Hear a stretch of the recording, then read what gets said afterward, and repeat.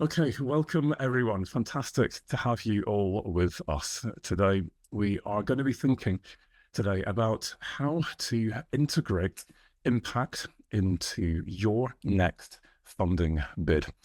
Whatever your career stage, maybe it's a fellowship application, maybe it's a multi-million pound, dollar, whatever it might be, bid. Maybe this is, arts and humanities, could be medical research, whatever your discipline. This is designed to enable you to get the marks that you deserve on impact, which in many funding bids is critical. Across UKRI, at least in the UK, our main funder, this is a key part of the selection criteria. In some calls, this is particularly important and will be weighted heavily. So the Future Leader Fellows program, for example, weights impact at 25%. Getting this right can be critical. And I'm going to suggest, sadly, getting it right is not as difficult as you might think. The standards are not that high. So outcompeting everyone else on impact is not actually that difficult. And I'm going to explain exactly how. I'm going to do this in two halves. So in the first half, we're going to think about how you can increase your success rates generically, not just thinking about impact. And the reason for this is that I used to do this session just focusing on integrating impact. And the feedback I got was, great, thank you, Mark. We got good marks on impact, but ultimately the bid was not successful. So all of those great ideas that we came up with are never going to actually happen in terms of impact because we failed on the other aspects. And so I'm going to share everything that I have learned as a more senior academic, having sat on many funding panels, co-chaired panels, helped funders to come up with calls for proposals. So that kind of inside perspective to enable you to increase your success rate. I did a recalculation on this morning. It's gone down sadly since a rejection last week, but I'm currently sitting on a 70% success rate based on winning over the last 3 years since I joined Scotland's Rural College, where I'm a professor and centre director. Should have done the instructions earlier, but in the last 3 years, I've won 26 bids worth over 1.5 million just to my institution. And that is 70%. And I think you'll agree if you look at the funding success rates of most funders, then they struggle to get into double digits often. And very rarely do they get out of the teens. So this is an unusual success rate. And it's not because my bids are necessarily any better in terms of their intellectual content, significance, originality, but because there are ways and means of increasing your success rate, which I want to share with you.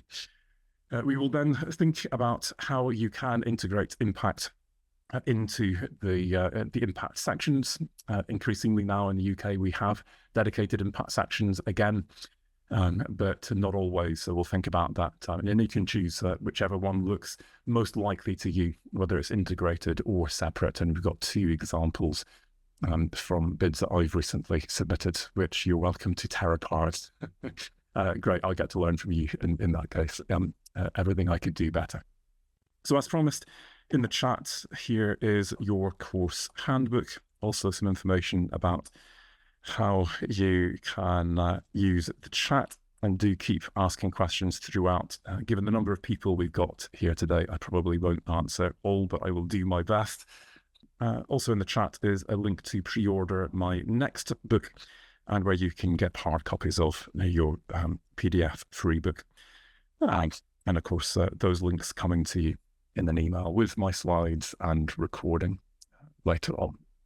Actually, maybe tomorrow by the time I get the recording up.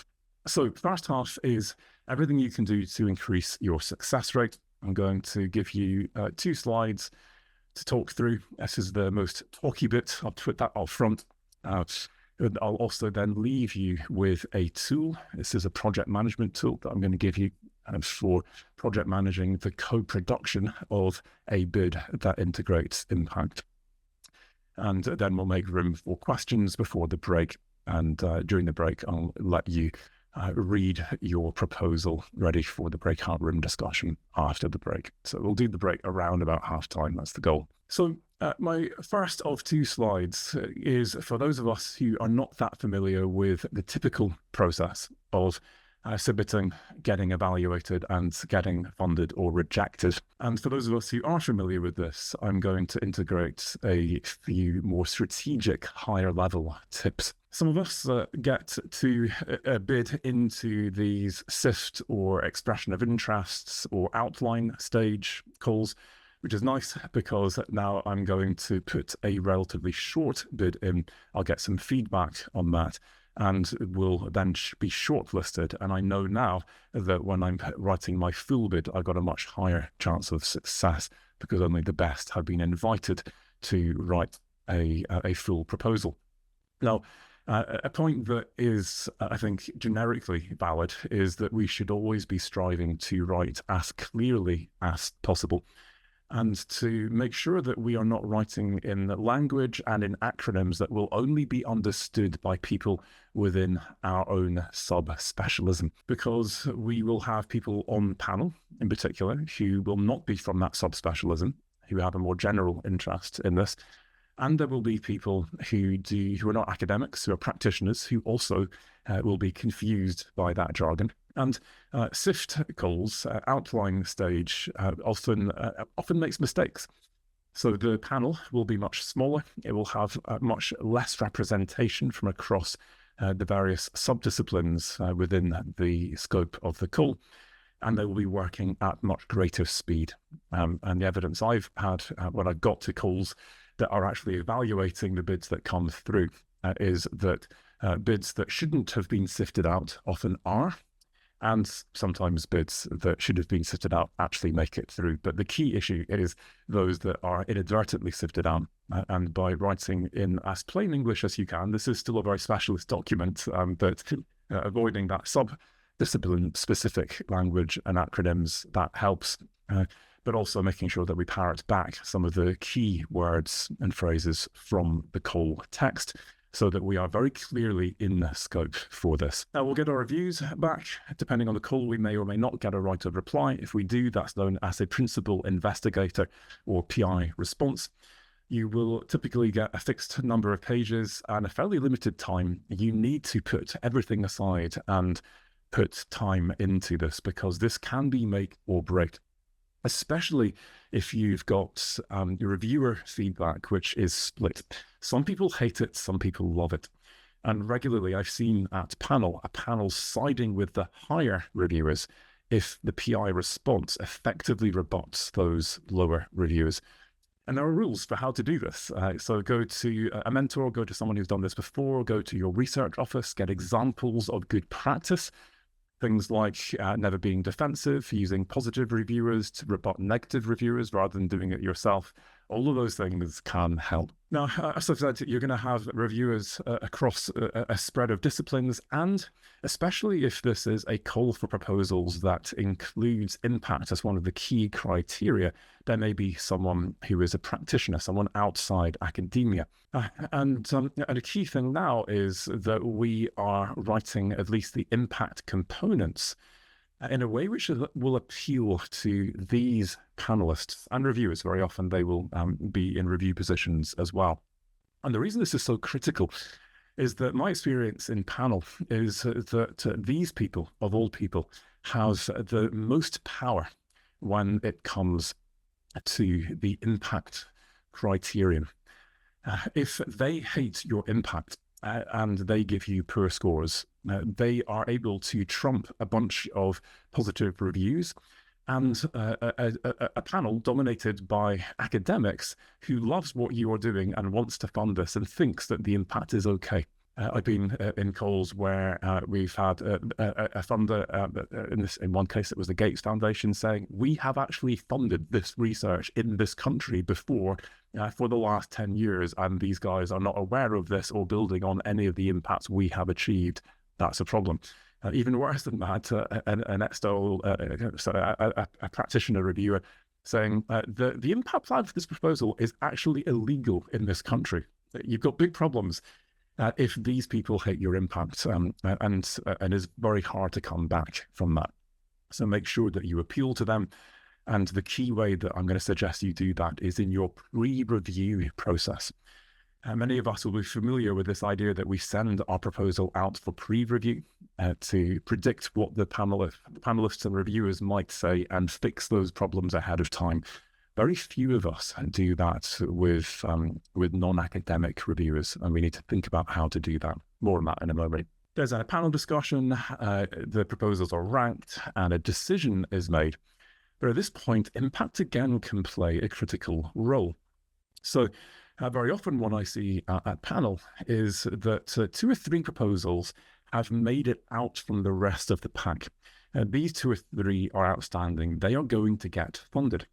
But then we've got often a number of proposals all tied at the same score, say 5.8. And looking at the amount of funding available, it is clear that the funding is going to run out somewhere in the middle of that 5.8 zone.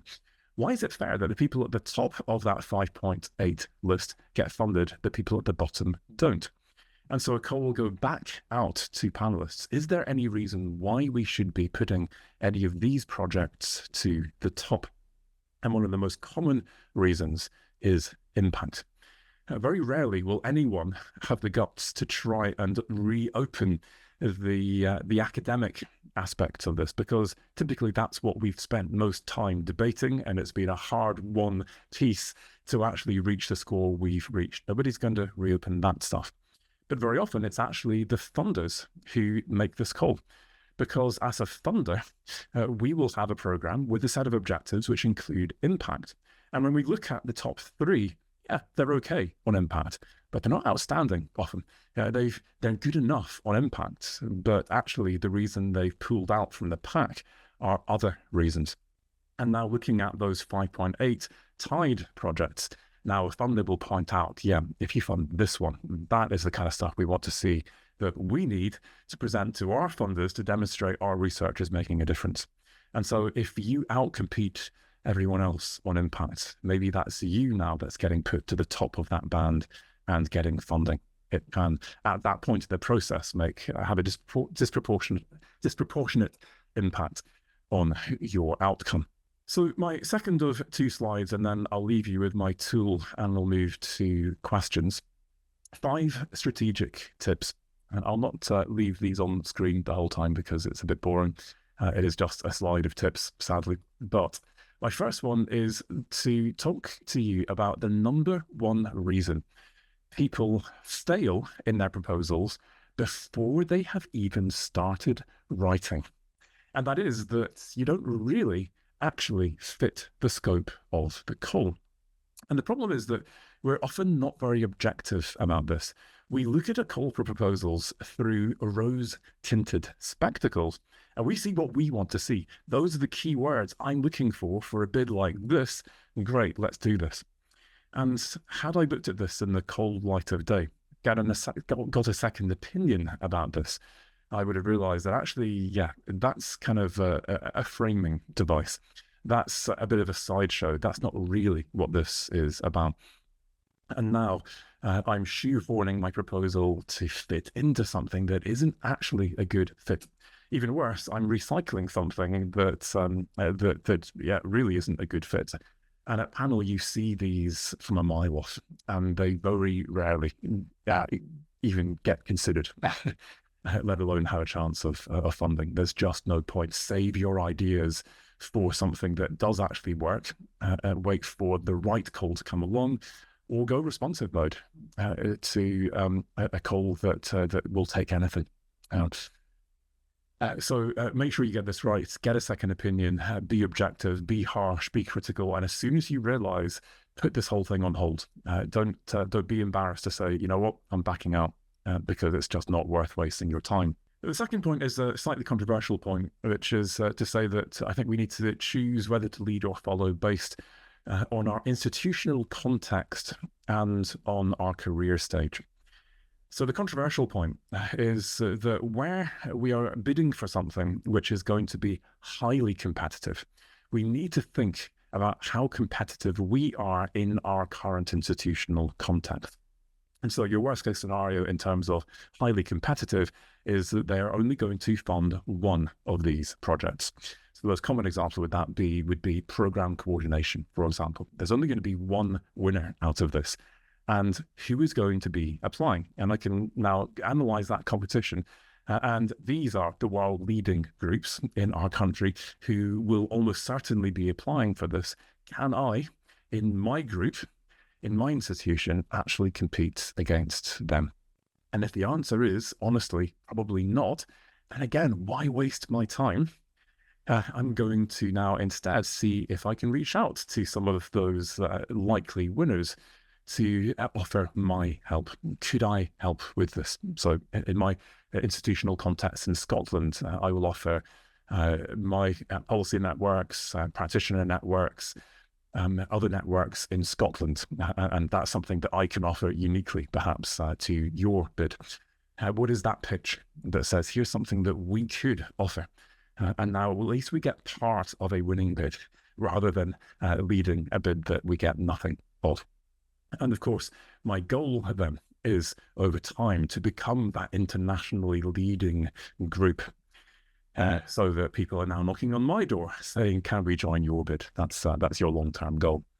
But of course, career stage matters as well. I'll stop sharing at this point because ultimately, if you are an early career researcher and you are applying for £1 million plus large bid, you're competing against professors and other senior researchers who have so much more experience than you. This is not a level playing field. Again, why waste your time?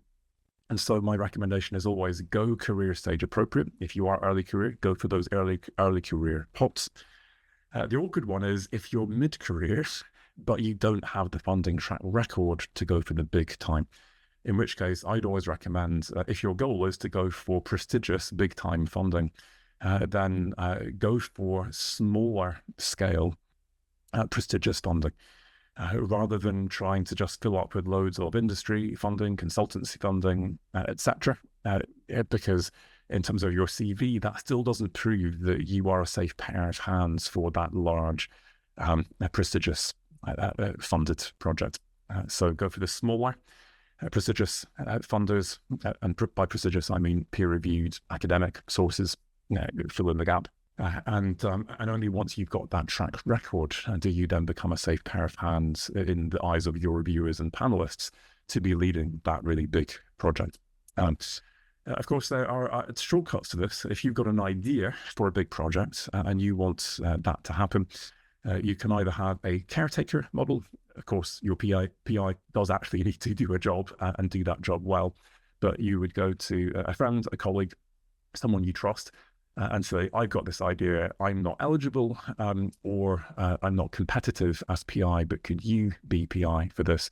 And now you're going to lead a work package in that, maybe work as project manager alongside them, get a bit of training, support, mentoring from them as you go.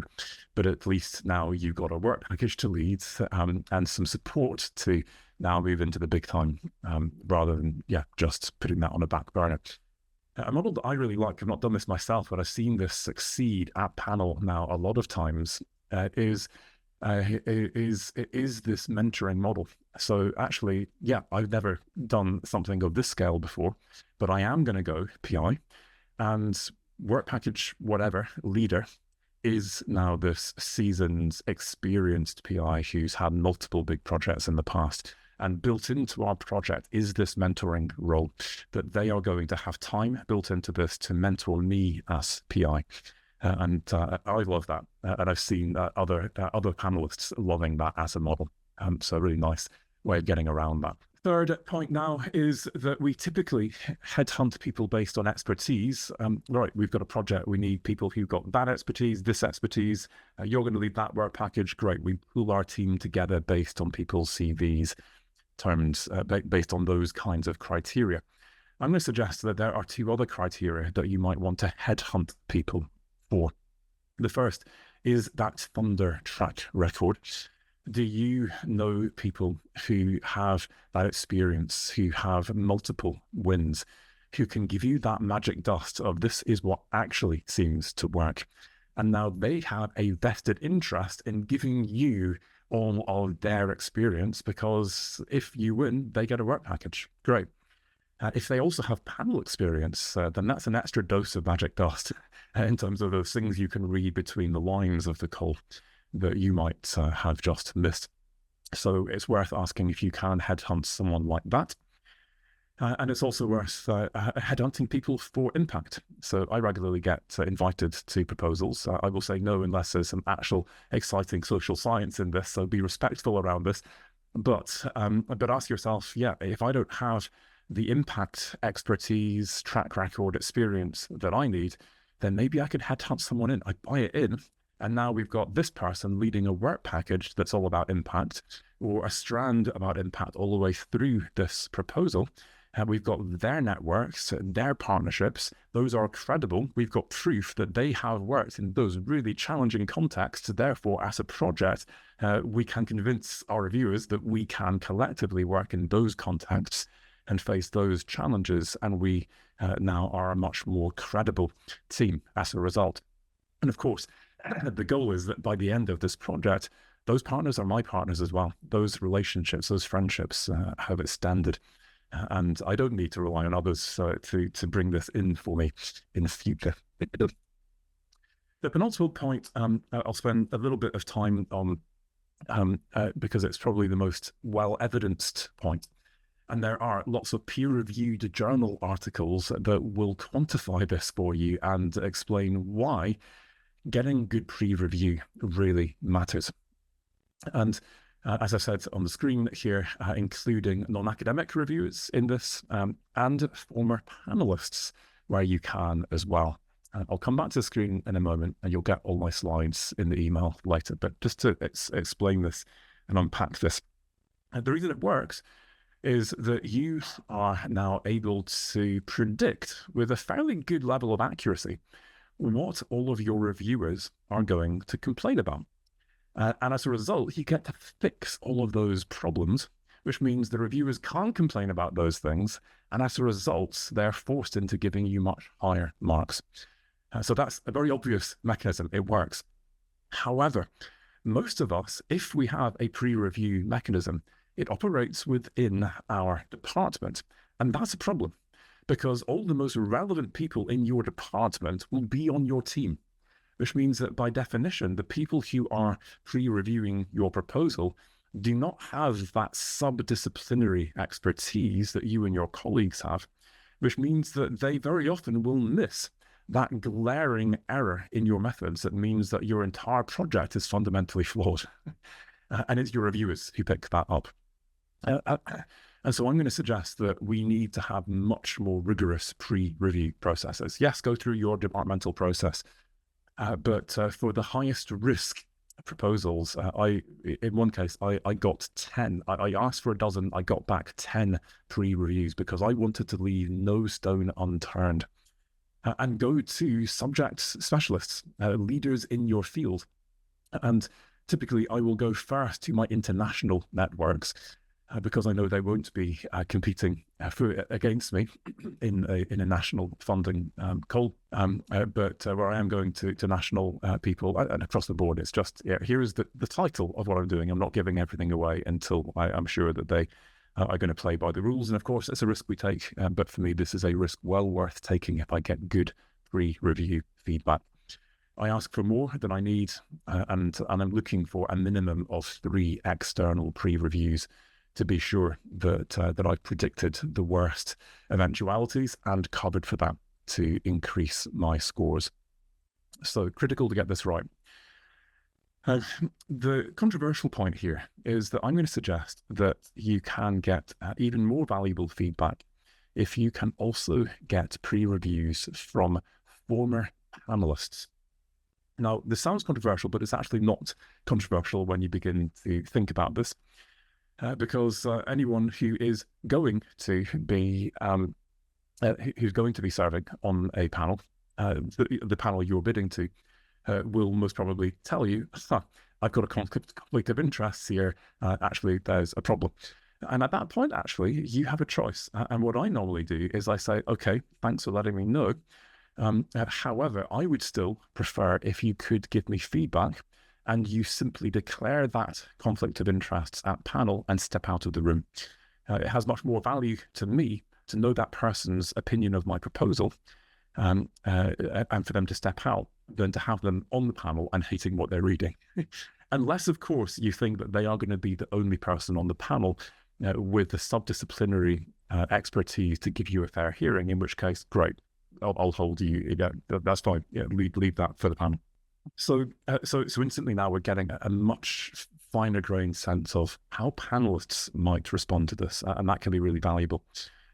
So we get through review and we get through panel. That's the idea. Now, a lot of people at this point say, yeah, Mark, but you've got networks. Clearly, I don't have that as an early career researcher. What do I do? Well, I start by going to my team and to the more senior academics who've been in the game a bit longer, and I ask them, do you know any former panelists in this area? And at that point, very often what you discover is that there are people within your institution. Now, a little tip, some universities do this, some don't. I don't know the rights or wrongs of this. I'm just going to tell you what is done out there. But there was one institution that I worked at where one of the things that my head of school valued more than anything else I did was when I got a panel invitation. And the request was, please say yes to everything you possibly can and let us know if you're serving on a panel. And then what would happen was that people from across the university over the preceding months and years would contact me saying, I'm going into this call for proposals from that funder. I've heard that you were a panelist. Can you give me some feedback? And so I'm not quite sure what happened, but clearly someone somewhere quite central was holding some kind of register of everyone who had served on a panel and was then putting this back. So does something like that exist? And in my case, it was my head of school who knew about that. And if not, could you create something like that? And could you, rather than being protective, do that in a disciplinary kind of context rather than just in your institution? So step one is go to your internal networks, and they may well have panelists they can wheel out for you who could give you that feedback.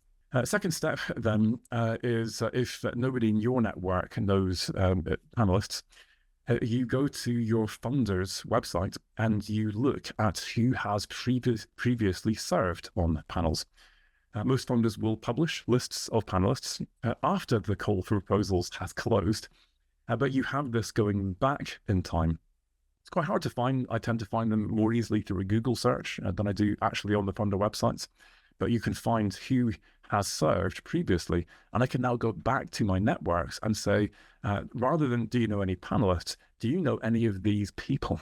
And then you suddenly get the response of, oh, I didn't know they were a panelist. Yes, I know this person, this person, this person. In each case, now I'm asking my colleague to ask them to do the pre-review, not me. Because what we're doing here is we are calling in a favor. This is social capital that we are drawing on. And typically it's a favor for a favor. And what people tend to do is they'll say, great, so-and-so, great to speak to you. I didn't realize you're serving on this panel. I've got a colleague who is bidding to this. Would you be able to give them some feedback on their proposal? In return, I'd be delighted to give you a pre-review for your next bid. And that calling in of favors and a favor for a favor is what's going to get you this. People often ask, is it worth paying people? And my experience is no, because these are typically relatively senior academics on secure positions, on high wages, and an extra 100 quid or even an extra 1,000 quid is probably not going to make any difference. Their problem is time. And they will make time for a colleague based on building and maintaining their social capital, where they will not for you, and they will not even do it for money. Of course, there are professional bid writers, consultancies who will do that for money. But for me, these kind of people, former panelists, have far greater value. Now, what if that fails? There is a final step, which is that you can look at those lists of names, research some of those names, and have a look at what does a typical panelist look like. And what I'm trying to do here in particular is I'm looking for biases that I might need to know about. And so a common one that I've been told, I've not seen this one myself, so secondhand information, you can treat this as you wish, but the Medical Research Council in the UK has a reputation, at least, for having a bias towards quantitative against qualitative and towards randomized controlled trials versus other methods. And so if I am a qualitative researcher going into an MRC call and I've analyzed the kind of typical panelists that sit on panel, and there's not a single qualitative researcher among them, I realize I'm probably not going to get a fair hearing. And what's the point? Or I will take a Trojan horse model to this, where I will work with some colleagues. I will have one part of one work package, which is going to have to be significantly scaled down, but I'll get maybe one paper out of this as part of a much bigger project, which is more quantitative, with a randomized controlled trial, whatever else in it, that actually meets not only the criteria in the call, but the biases of the panel. And I've regularly had issues like this where I can see that the bid that I am going to put in is entirely consistent with everything in the call, but actually based on the panel composition, I know there's no point. Intriguingly, actually, I will sometimes actually reach out to the funder, and I did this with BBSRC end of last year. I wanted to apply for a call, and I looked at the criteria, and we met every single one of the criteria. Some of my colleagues were saying there's no way BBSRC would take this seriously. They would not look at this. There's no point. And I said to them, but look, here are the criteria. And they were like, who would care if you fit the criteria? This is never going through. And so I went to BBSRC and I gave the detailed feedback from my colleagues. My colleagues are saying this. Here are the criteria. Is it worth me applying? And it took them a few weeks to get back to me, which was kind of nerve-wracking, because if the answer was yes, we were getting very close to the deadline. But they actually came back and they said, we've spoken to various people in council and we said, no, we do not believe this is a good fit. And it's probably not worth applying. And I was like, so grateful, because yeah, thank you. and I guess the message is that yeah, hopefully they've gone back and looked at their criteria to now clarify, no, we don't like projects like this, even although they seem to fit all of the criteria. So it is worth getting that second opinion and going broad and going to panelists where you can. The sub point here is that as I list the different people that I might get as pre-reviewers, I'm also categorizing them in terms of whether they have a conflict of interest with me and my team, and whether they're likely to be positive or negative. And if they have a conflict of interest, then clearly they're not going to be selected as a reviewer by my funder. And so if my funder allows me to name reviewers, then I'm clearly not going to write those on the form. I've researched their conflict of interest. I've done the funder's job for them. I'm not wasting any of those slots. Those are now people that I'm going to ask for pre-reviews. I'm also thinking about whether I think they're likely to be positive or negative. And this is a lot of guesswork, but how have they cited my work? Have I talked to them about my work at a conference, for example? Do they use similar methods, theories, or actually are they using a competing model to mine, for example? And you get a sense of how likely they are to be positive or negative. And so I save the ones I think are going to be more positive, or effectively are going to give me a fair hearing. Those are the guys that I put into my named reviewers in the proposal, and those I think either have a conflict of interest and or are likely to be more negative. They are the people I get pre-reviews from, because I want to hear all of the negatives so that I can work out how to defend myself against those points. Finally, this goes a bit countercultural, but if you can, it's a good idea to build concept notes, teams, and impact partners in fundable areas before calls come out. And the reason that this is important is that it gives you a head start on the competition. So everyone else is having a look at what's come through in their email, talking internally. Yeah, what do you think? Is this a good fit? Yeah, maybe we should talk. Great, we'll talk next week. Yeah, that's good. What kind of ideas have we got? Who else might we want to involve? Cool, let's now set up a meeting with some external partners. And that whole process up until that first meeting where we've got an idea of what we might be bidding for takes anywhere between 2 and 4 weeks. You, on the other hand, as soon as this call comes out, if you have the concept note, you've got a team you can now send an email out to that team to say, great, we've got a call, looks like it's a fit, let's meet in 2 weeks. And now that is effectively a 2-week head start on the competition in terms of that point where you have a team and an idea and you're ready to start writing. And this is equivalent to you getting to the deadline day. And if you're like me and like pretty much every other academic, you are racing to the deadline. And this is internal deadline day, not external deadline day, please. We are racing to that deadline. And you get an email that morning saying you and nobody else are going to get a 2-week extension. Everyone else has to submit today, but you get 2 weeks extra. What difference do you think that would make to your funding success? And of course, if you manage your time appropriately, and that's what's coming finally in terms of my project management tool, that's exactly what this gives you. How do you do this?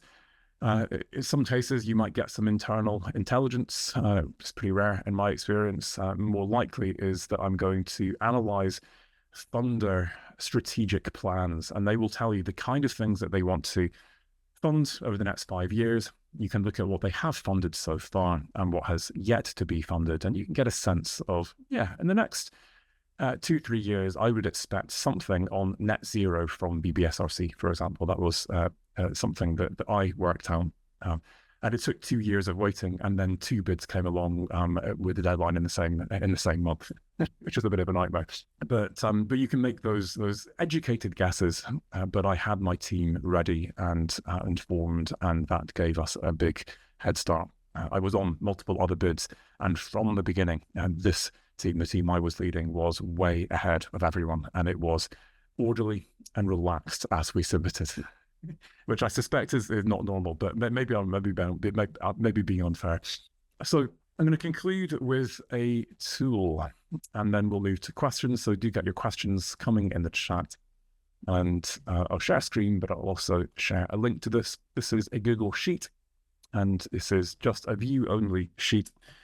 So if you want to make this your own, then you simply go to, I think, is it File, and make a copy, and then it goes into your own Google Sheets.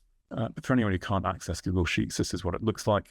And so it's a Gantt chart, and there's 2 tabs in this, and you can see that I can then color code this. This is the one that we did previously, so it's all color coded as completed.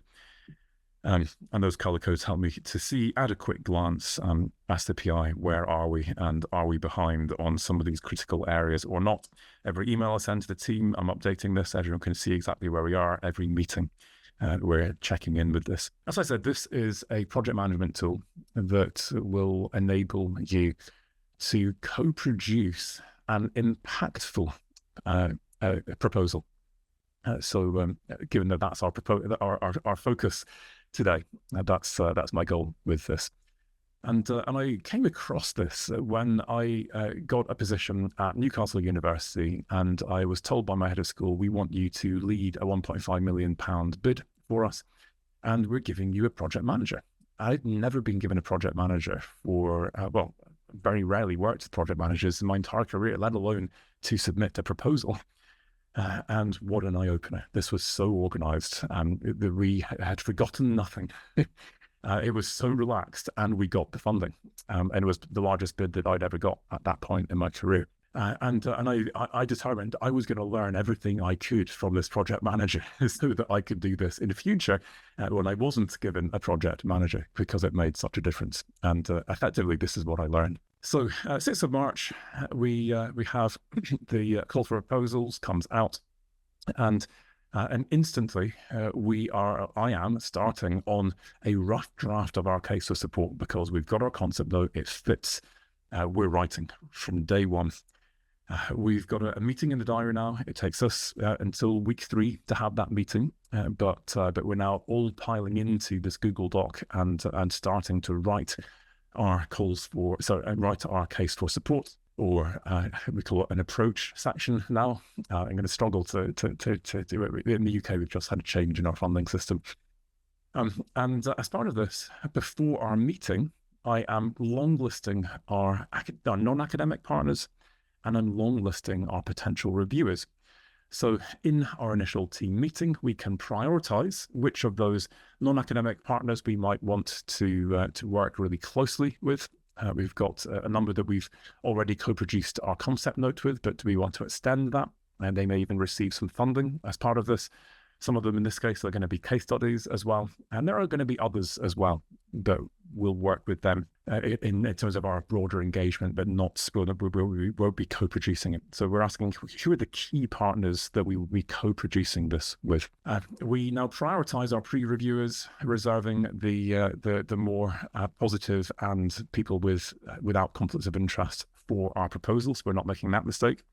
And struggling now to work out who won't have a conflict of interest, who hasn't already reviewed it, that we can actually write on our form. And the first thing I do after our initial team meeting is I contact the pre-reviewers. And I'm doing this now because I'm asking them, or my colleagues are asking them through our networks, can you put aside an hour or two in this 2-week window, 2 months from today? And because you are asking something as flexible as that in advance, as far as in advance as that, you get a yes to as many of those as possible. Of course, not all of them come through. We get as many as we can and ask for more than we need. And here you can see, if I come down here, yeah, so we've got a good couple of months before. We're continuing to finish that case of support. And at that point now, we're ready to email all of those non-academic partners that we want to get involved in co-producing this, other than the ones that were already engaged. And we're able to create a summary now. I'm attaching that summary to my email, and I'm inviting people to reply to this email. Tell us what you think. Are you up for this? Do you have any suggestions to make this better? And if you're interested, we'll ask you for a letter of support later on. But I'm going to give people different ways they can engage. So I'm also in the email saying in 3 weeks' time, there's going to be a workshop. You can just come along, listen to us and talk back to us and give us your feedback that way. And here's a link to our Google Doc. You can actually, you just go straight in there and start editing, making comments. As non-academic partners, they're not directly competing with us, so it's fairly safe. That's what I do anyway. At our workshop now, we're going in with a draft budget so that we know we've got some flexibility. If there are some great ideas, it's not all tied up already. And now, based on what we hear, we can create a second draft for pre-review. All of the other bits and bobs that we need goes out for pre-review. As soon as we start getting reviews back, we're adapting this, placing all our letters of support, and then submitting this well ahead of the deadline, so our professional services colleagues can do all of their checks. I'm not sure what your experience is in SRUC, where I currently am, especially on the other sections, so not the kind of the academic case, although I do often get some quite useful feedback there. But on those other sections, I've had transformational feedback that has radically improved those sections. So giving your professional services colleagues copies of this at the same time as this is going out for pre-review earlier on, sooner rather than later, rather than the day before their internal deadline, that gives them the chance to give you as much feedback as possible. And it might sound surprising. Supposedly, I'm an expert in impact, but some of the most useful feedback that I've received from professional services colleagues has been ideas for making my impact better. It's surprising how you can get lost in and not see the wood for the trees in your own proposal when someone else looks in and says, well, what about this? Great idea. Time for some questions. Over to you in the chat or raise a hand. But in the chat, actually, given the number of people, I think that's probably the most efficient way to do this, please. Yep. So a concept note, it's kind of a 1 or 2 page thing. I'm just asking, so I just put one together just recently, but yeah, I'm not sure if I'm going to share that one. So basically, it will be a rationale section that is a funder rationale. We think that there are going to be bids coming up in this area, and this is the kind of the need. So the research need, the impact needs, and this is kind of the need that we are going to address in this proposal. I'll then typically come up with some initial draft objectives, and that helps me to get my head around the kind of contributions that we might want to make. And then the final thing that I'll do is, well, actually, I'll have some methods. So basically the kind of approach that we're going to take, and that's just kind of some bullet points, and then thinking about the team. Of course, in methods could be study sites and things like that, depending on the kind of work that you're doing. But yeah, the kind of team that we need, what kind of people would we want to talk to? And at concept note stage, it's just the core things. So I can see, to something around net zero, I'm going to need someone who has expertise in this, and this. Depending on what the call actually looks like, there could be a whole lot of other things. But as with that core team, these are the key kind of teams that we're going to need involved in our team. And then we'll adapt and add more in when the call actually comes out. So yes, I have worked with grant writers in the past, and they vary in quality. So the kind of ones that I would go for, the grant writers who are also academics, who lead their own bids in their own right. And so an example of that would be Eric Jensen, who leads Institute for Methods Innovation. And so they're more in the environmental sphere. And that's the problem, that these kind of people will only work in certain spheres, but of course that is the advantage as well. And they will give you really good feedback. That Lally is on call from Institute for Methods Innovation. If you want to just say something in the chat, Lally, if people want to talk to you, and you do environmental-ish work and stuff linked to impact. And maybe you could say more about that, Lally, that I can. But I've worked very successfully with Eric and actually supported him in consultancy mode to help others with bid writing in certain areas. I've worked less successfully in the area of EU bids typically, and there's a lot of bid writers in that EU area. And the problem where you don't have subject specialists who are academics is you get a lot of very bland kind of template text, at least especially in the impact sections, that I'm just like, you know what, that is just so bland and non-specific as to be not credible.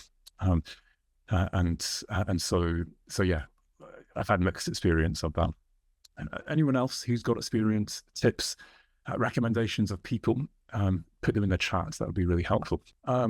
Marion, just to say, after the break, which will take in about 5 minutes, we are going to be moving on to how to integrate impact into a grant proposal, and we'll be doing a breakout session actually looking at some real proposals. Manuela, impact evaluation. I think this is a really great idea.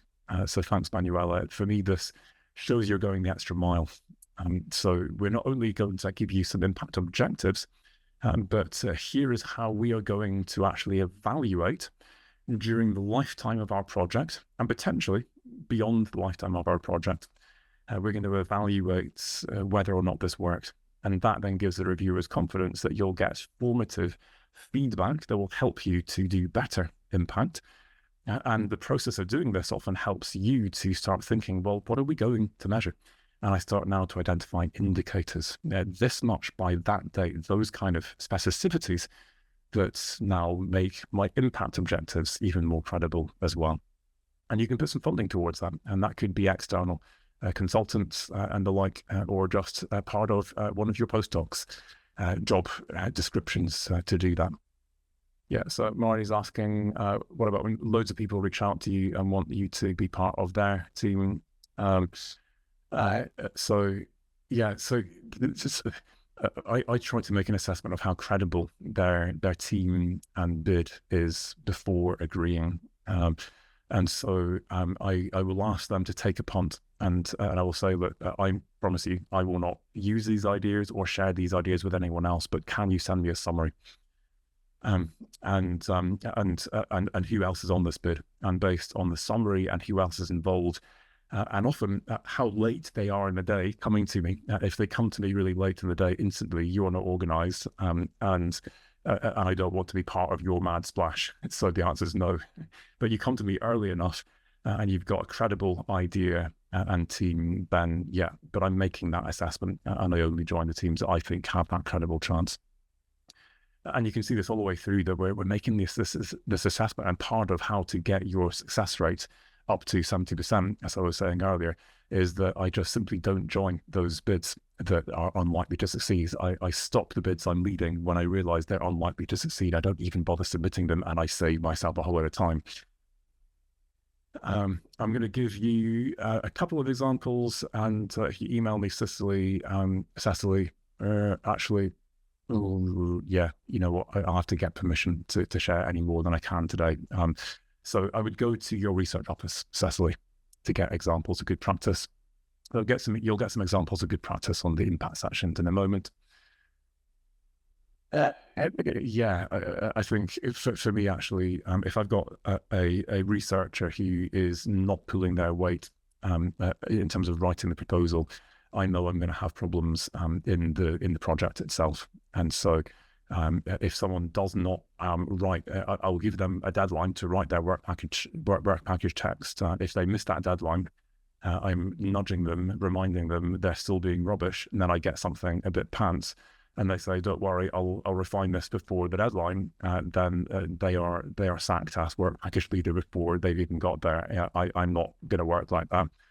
There are other people, and depending on my relationship with them, then yeah, you can be part of the team and contribute, but you're not leading that work package. But I tend to try and avoid getting into that situation by bringing people into teams through lower risk things, so you can be part of the team as a co-investigator, but without a leadership role.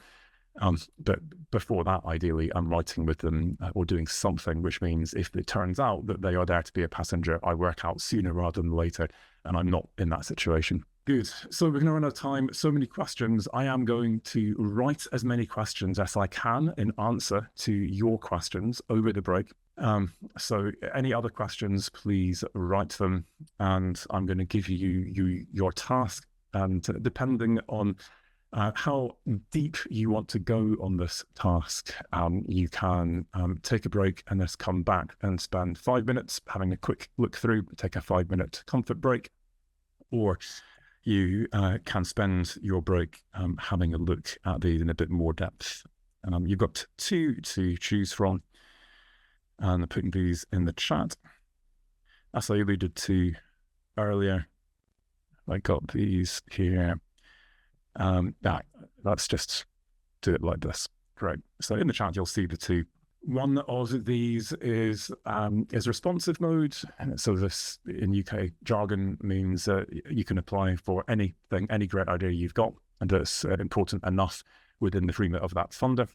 And at least at the moment, you have to integrate impact into these proposals, at least the ones I've seen, and do tell me if you're seeing anything different via our new funding service. And so this is the biggest challenge. How do you integrate this in and still have enough room for your research case, given that the amount of pages that we used to get was typically 6, and it's shrunk down to 2,500 words, which I don't know how many pages is that, but it feels like about 4. It's a nightmare. So that's your biggest challenge, and you've got one of those. And the other one is a directed mode, where it's a call on a specific issue. And increasingly, I'm seeing those with dedicated impact sections in the UKRI funding service. So our beloved Pathways to Impact section is back, although there's not been any announcements of that officially. And you'll see an example of that, and you'll see it's fairly tight in terms of the word limit of what you're going to be able to put in, but it's a word limit rather than a page limit, so you can put big tables and diagrams in if you want. Especially for those who haven't bid into our new system, it's also quite nice to see what that looks like. So that's what you've got in the chat. And as I said, I'm going to give you 10 minutes for your break. Choose one. That's all you have time to do. Choose one and have a quick read of that. And the key question that you are asking is, what do you like or dislike about how the bid integrated impact? Questions in the chat in case you forget. So in this second session, we are diving into exactly how you do integrate impact into your case for support. And we're going to think about it both in terms of a kind of an integrated thing where impact is kind of threaded through, or where you have a separate section for this. I probably need to change this language. They don't call it a case of support anymore, do they? But we'll get there. I update my slides every training I do, and I'm still not quite there yet.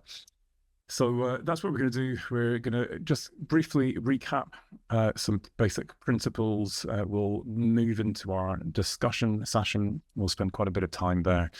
We'll report back on that, and we'll learn some more. I'll give you a kind of a concluding masterclass and another tool to finish as well. So for those of you who've not been on my courses before, this is my definition of impact. Impact simply as benefit. And it is critical that you understand this definition, because if impact is in the selection criteria for this call for proposals, and you do not have impact objectives, then you've got a problem. And in fact, this is a problem I experienced on a panel where I was serving, and we were evaluating impact fellowships.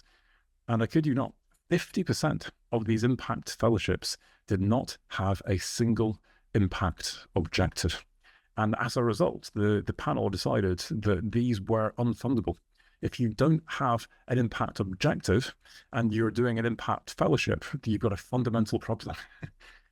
And yet, everyone who had submitted these clearly believed that they had written impact objectives. They'd often called them impact objectives. The problem was they weren't. They were engagement objectives. They could have been technology objectives, but the point was that they were the means, not the end. And it's critical that you understand that distinction. So if I write a proposal and I say that we're going to write a policy brief, that we're going to respond to policy consultations and give evidence, that we're going to do webinars and seminars for policy colleagues, none of that is actually impact, not yet. That's the engagement mechanism to actually now, at minimum, inform those policy colleagues so they now understand things they did not understand before. Perhaps it's an attitudinal thing. We're trying to shift the policy community to start considering new types of policy option that they previously blinkered to before. Perhaps it's a capacity thing. They can do things that they couldn't do before because they're now using our tools, evidence, whatever it might be. And of course, these are limited impacts. I want to hope that that new knowledge, that new skill is being used to create some other kind of more instrumental benefit. And in the policy domain, that might be a better policy. And I'm going to follow that through to a better policy that is implemented and doing good in the world, ultimately. And what we're doing now is we are writing impact objectives. And in fact, yeah, that's not just one, that's a whole load of impact objectives. And I can order those impact objectives causally rather than necessarily in time. So one leads to the next, leads to the next. And we might actually see that change in the world as a result of this project. So a couple of quick things to add to this, and I'll just revisit and extend this point. When we ask the question, who benefits, we realize that this is all a bit more subjective than we might ideally want it to be, which is why in my book I've used this word good, that this is a value judgment. My good might be your bad. And in this, the first peer-reviewed cross-disciplinary definition of impact, I've paired the word demonstrable, which you'll see in funder definitions, and in things like ref, with the word perceptible. Perception matters because demonstrable to whom, against what criteria or values. And so instantly we realize that I need to actually think about this from different perspectives.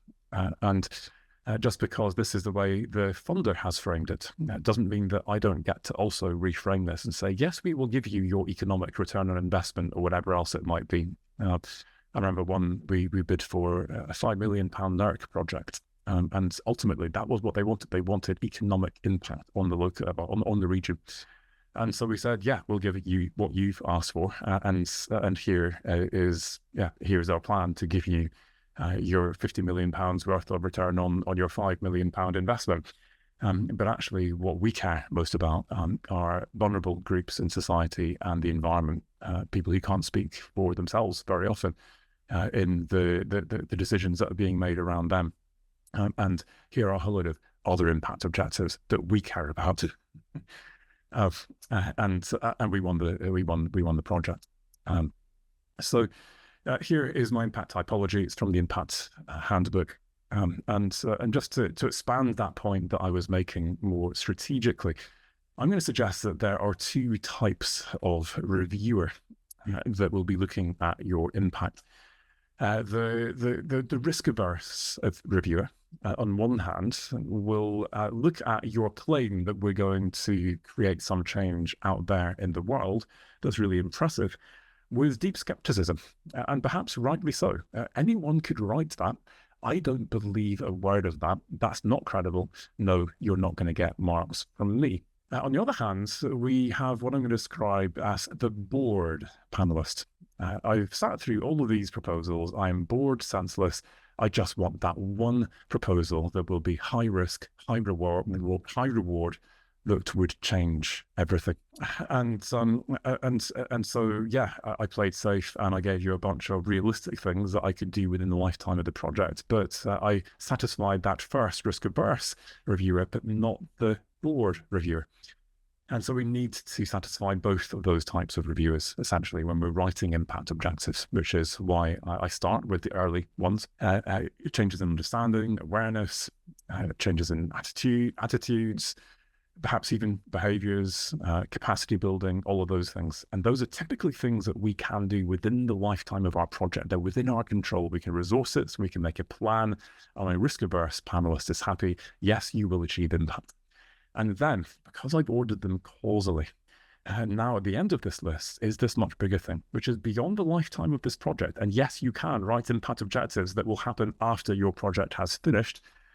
And now my board panelist is also excited, and everyone can see that, yeah, if you actually did all of those things, and by the end of this project, you're there, it's credible that you might actually now get to that bigger goal as well. And of course, we need a much more detailed plan to follow through on that. It's not just all about the objectives, but I'd encourage you to get both types of objective. So the way we're going to do this is I'm going to give you a one slide, very quick overview, and then in a couple of minutes, we'll be into our breakout rooms and we will be reviewing those proposals.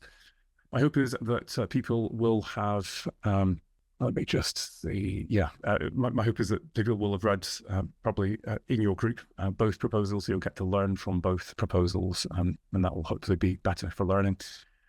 But because of that, I am going to enable screen sharing for you all, so you can say, yeah, this bit in this proposal is what I loved or hated, and just illustrate that point in your discussion. I'm going to then have not one person reporting back from the group, but I want everyone to come back with one thing you learned, one lesson. Don't worry if there's repetition. We're all going to write that in the chat, and we'll take in a discussion. And I'll then wrap up with my masterclass just to make sure we've covered anything that you might have missed. But it's surprising how much people manage to actually cover in this. Great. So I'm going to give you a 15-minute breakout room for this, so you can really get stuck into this. You'll get a 2-minute warning and then a 1-minute countdown to rejoin.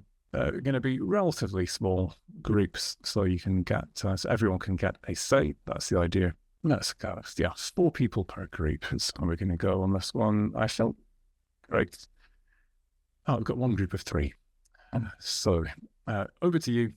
And I've got a slide for this. Oh, I said it was going to be an overview. Here we go. Here's my quick overview to help you look through these. So a bit of a map here. How can you see any of this stuff? So we typically start with some kind of rationale or problem statement, which is all about the knowledge gaps, typically. Is there a problem statement for our impacts? What are the challenges? What are the opportunities? What is the real world need that we're trying to meet? And then how does that set up your impact goals? Can you see that there is a problem that each of those goals is meeting, or is there a disconnect there? Can you then see how those impact goals are substantiated with pathways? Here's how we're going to achieve each of those goals. How are they integrated into the work plan? Is there a specific work package? Is it threaded through? And then finally, do we have some specific impacts?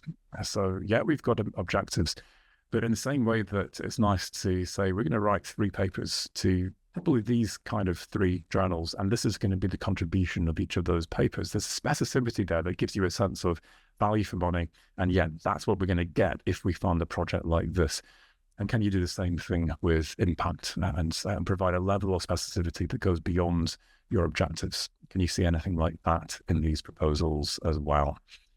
So there is an attempt to give you a bit of a clue as to how you might structure your discussion. But essentially your question is this: what do you like or dislike about how your proposal integrated impact? And learn from each other. I'm going to put this question into the chat, so we've got this all got this available to us, and I'll leave this on screen. Okay, so Jill kicking us off actually with a really nice point, and quite a few people really liking the table. But Jill saying, well, some people liking it because of its specificity, but Jill saying it wasn't specific enough. And this comes to what for me is the most important take-home message from this section. Credible impact is specific. I can wave my hand around and say we're going to work with the government of Botswana around grazing policy. That was what I did in my PhD. And most people will be like, yeah, don't believe a word of it. But I now say we're going to work with the Ministry of Agriculture, with their rangeland management unit. And we've got a letter of support from Raymond Credibly, who is the head of that unit, and we'll be feeding directly into some trials that will be shaping that new policy. And name the policy. Instantly, I think you know what you're talking about. And it's credible, I think, that you might actually achieve that impact. Of course, you can't prove it. The best your reviewers have got to go on is whether you look like you know what you're doing, you understand the risks, and that specificity is what makes your claims to impact credible. And so that was certainly the goal of that table. But as you've seen as well, there's a real limit in terms of the number of words. And so you have a choice. Do you go with less impact and do them in more detail, or try and go with breadth? And I think in this case, I went with breadth, but we probably should have gone with depth, because ultimately, if it's not specific enough, we won't be believed. I think, yeah, Nikki is saying another reason the table is a good idea is it helps save words. And so having written all of that in prose would be quite impenetrable. Reviewers might kind of glaze over, whereas I can much more quickly and accessibly read it, and I can do it in less words as well. And the fact that it takes up space, who cares nowadays, because it's a word deadline. So a concluding statement, Lally is highlighting that she liked that is a kind of a call to arms. What will happen if you don't fund this? What impacts will we be missing? And let's just remind you that we don't just have a bunch of grand ideas here. We have a really deep collaboration with really highly influential organizations that have the ability to actually deliver on this stuff. And it's all there in the proposal, but we are reminding everyone, trust us, believe us, this is big and it's credible. Yeah, nice. So Holly, looking at the responsive mode one, which is that same one, is that we've got all of the beneficiaries very clearly listed. But the text that links the impacts of the beneficiaries is quite vague. And so that mapping between the two is a weakness, I would agree. And we're going to think about that a bit more with our final tool in a moment.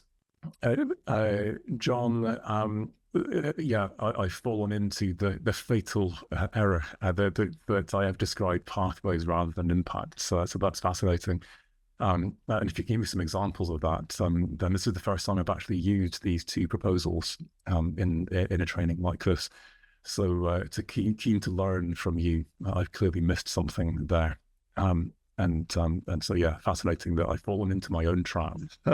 So thank you, John, for spotting that. Clear formats. And so let's think about, yeah, what is a clear format, and how could we divide things up with bullet lists and tables and diagrams, etc. Remember, we're no longer working with the page limit, so we can do that.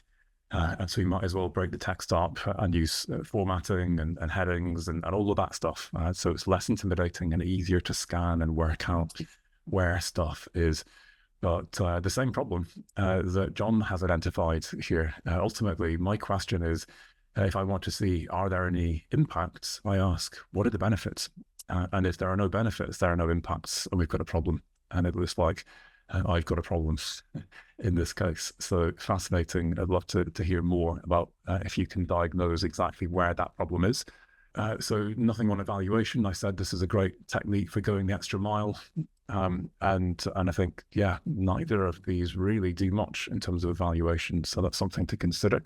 So we've got that link to the challenges. So the problem statement links to the impact goal, ideally links to something quite specific or not.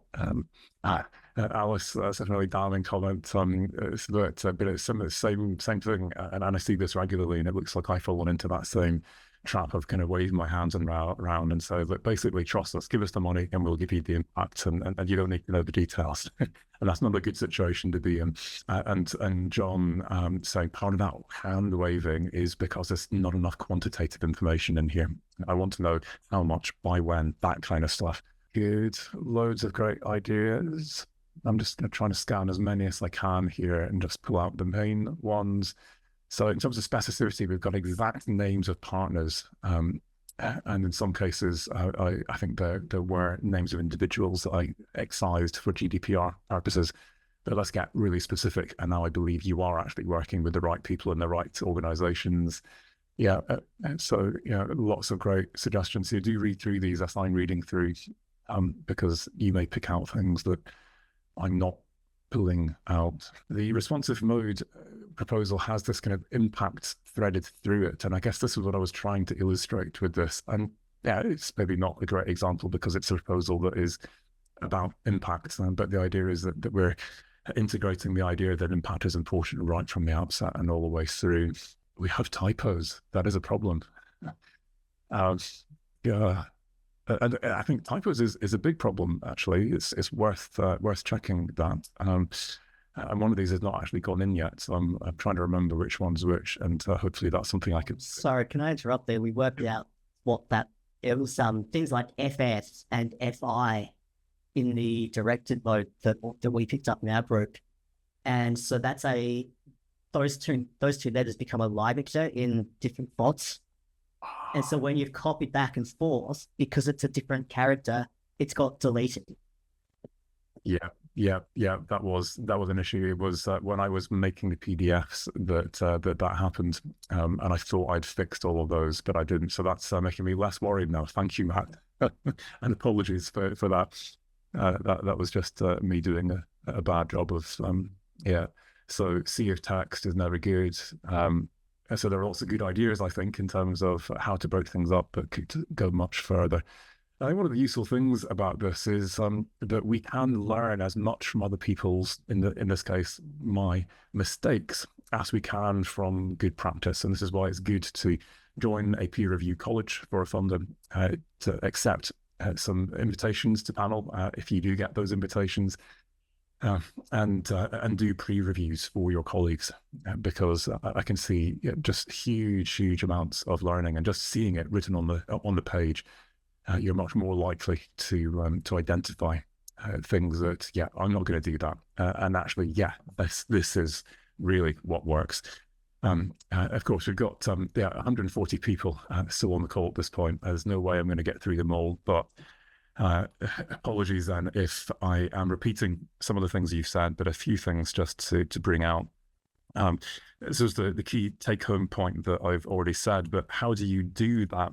I'm going to suggest for any large proposal, if you want to be really specific, then you are going to need to use some kind of tool. And so you'll perhaps have seen these if you've been to some of my other trainings, but I'm reframing these here as bid writing tools.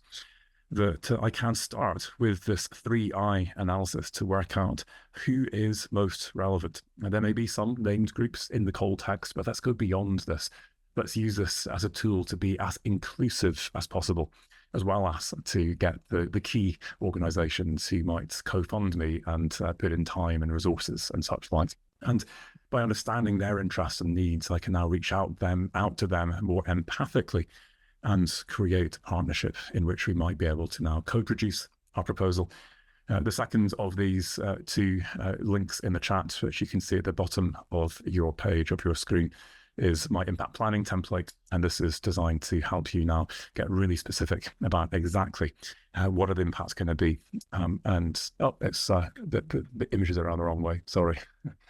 Exactly what it's going to be, those specific indicators and risks and how we might mitigate them.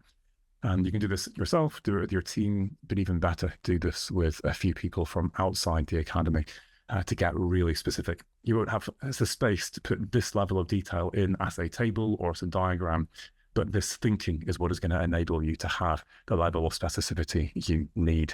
A few points that are not always spoken about, but I think I have covered these, or you have covered these. So I'm going to move to our final tool, which is a mapping tool. And I'm going to suggest that what you need to have in your head is almost a paint by numbers approach to this. That we have these 4 components: a problem statement that maps on to impact goals, that maps on to beneficiaries, so we know why we're working with those specific groups to achieve those specific goals. Each of those impact goals that you've identified now maps on to a specific group. So there's not a beneficiary group that will not get any benefit from the work. And vice versa, an impact that is out there by itself, but there's no one who's going to benefit from it. As I'm doing this, sometimes I may identify beneficiary groups that have no impact because actually they're not relevant. This is a different project for later, and actually let's just get rid of this particular group and work with them on a different proposal. But for this one, let's stay focused. We're then going to map any applied research and our engagement activity so that we're sure that there is at least one activity, one pathway to each of these impacts. And we're making sure that they are relevant to our beneficiary groups. One that I reviewed, and luckily this was pre-review in my department, was someone whose main beneficiary group was what they described as the forest-dependent Amazonian poor. And the main pathway to impact was an English language website. You can see the problem. And so we may want to add in additional activities to plug those gaps. And in some cases, when I do that, I realize, oh, actually, there are some additional impacts. So if this is public engagement, for example, maybe there are some awareness and understanding goals I need to add in here for those groups. And I make sure that I link this back to the research as well. And this mapping process is what enables you to do 2 things. It enables you to be comprehensive, so you're not missing anything out in terms of key components or links between components. And it gives you a level of coherence that makes your whole narrative around impact compelling. If you remember nothing else, it is these 3. The impact goals, beneficiaries, and activities, and getting them mapped. But as I've alluded to, I think that a powerful problem statement can frame that and make this have much more narrative power. And by using something like my impact template and thinking systematically about what could go wrong, whether that's just non-delivery of impact or negative unintended consequences, I now get to identify and mitigate those risks rather than my reviewers or my panelists, and I make this even stronger. There's going to be much more coming to you. I'll give you my slides and this link to all of my funding resources for different funders. That's UK and European funders primarily. Apologies, those coming in from elsewhere in the world, and all the other stuff that has been in the chat. I'm going to maybe just give you my final links before I come back to any final comments or questions, because some of you will want to get going and have a little break, a breather between this and your next meeting. But just tip it into the chat. There we are. Did I do that? Let's try that again. There we are. My newsletter, a monthly blast of everything impact, not just the things I'm creating, but the latest research and evidence and anything in the kind of funding and ref domain for the UK, and other tools and resources internationally that you might find useful. So I'd highly recommend subscribing to that. And I'd love to see you at my next training, which isn't until September, though. So it's going to be the day after the release of my next book. And it's a 3-hour full session on influencing policy. So do subscribe to that. And then I think 2 more before the end of the year, my productive researcher training, and one with Bella Reichard on kickstarting your impact case study narrative. I'll be taking my own narrative to that to put it through her treatment. I'm looking forward to that very much. Do stay in touch, whether via the newsletter, on social media, or by coming to one of my events. I'll formally close if you want to dash off, but if you have questions and you want to stay behind, I will stay for those questions. So you put them in the chat, but we'll get to a small enough group you can probably raise a hand as well. Thanks everyone for all the thanks in the chat. It's great. Take care and enjoy the rest of your day.